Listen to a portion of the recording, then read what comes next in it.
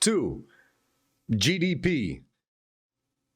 Let's try to get through this one quick, but this has a lot of information to go over. Okay, so first off, GDP. What's wrong with the GDP calculation? Okay, first off, innovation is terrible for GDP.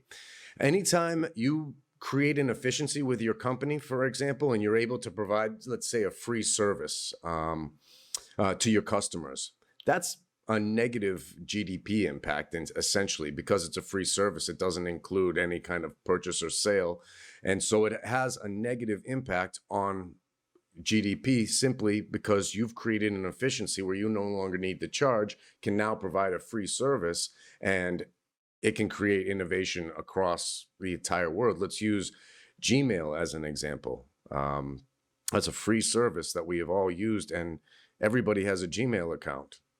Gmail does not do well for GDP. Some of the advertising dollars they may get from Gmail or from people being involved with Google because they got a Gmail account is great. But think about how much Google was able to grow because they created Gmail, a free service. And this is something that isn't rewarded in the GDP. This is a, really kind of rigid, kind of industrial era type of calculation. And so it doesn't affect that.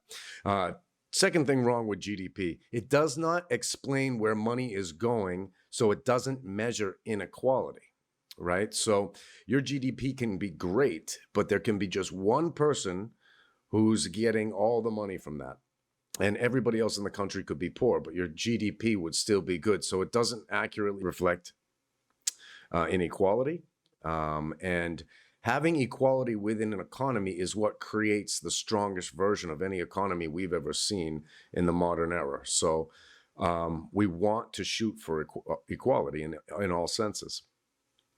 It also doesn't measure quality. Innovation doesn't help with GDP, but it also doesn't help GDP just because you're doing really nice things. So your GDP can be going up if you legalize gambling, if you legalize drug use, if you legalize porn or the sex industry, any of those things can lead to positive GDP. And as an empire ages, you see a tendency, as discussed in the book, The Fate of Empires, that during the age of decadence, that the economy tends to actually start shifting away from more kind of sound growth, industrial growth, technology growth, towards sectors of the economy that are more towards pleasure seeking and consumerism. So a lot of buying and a lot of sex and a lot of drugs and a lot of gambling starts breeding into the society. If you take a look at some of the regulations that have slowly been easing into the world over the years, also the incorporation of social media, you can see we're kind of heading in that direction. And GDP, doesn't really say whether we're doing that good as a group of people in a culture or not. Just ineffective to say how we're doing. Okay, so we've already talked about innovation, but GDP also hates efficiency. The more efficient your company runs, the worse the GDP is, because you just don't need it. So if you take less time to do something, it doesn't really help. If it costs less to do something, it doesn't help the GDP. So it takes away a lot of what the competition format for capitalism is really all about, is innovation and inefficiencies. So an inability to measure those things is going to be a problem. So what else? All right, so there's never really like a talk about environmental degradation when it comes to having a strong GDP. So you can tear your environment to the ground and it could still actually show off as a good GDP. Fukushima would be a good reaction. Actually, it was a positive GDP improvement for Japan just by having to go do the 9 or 10 years of nuclear radiation that was leaking into the oceans. It was actually benefited them. They made a lot of money off cleaning that up. So those are some real wrong aspects of measuring how your society is doing by gross domestic product. Now, next thing to discuss, when did we start calculating GDP?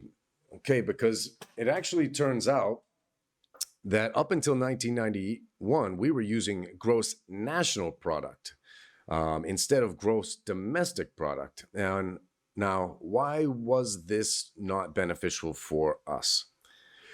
It's because right around 85, 86, 87, the trade gap started to widen between America and China. And we always used to have a pretty even trade gap, and our manufacturing was essentially being outsourced in the 80s to China.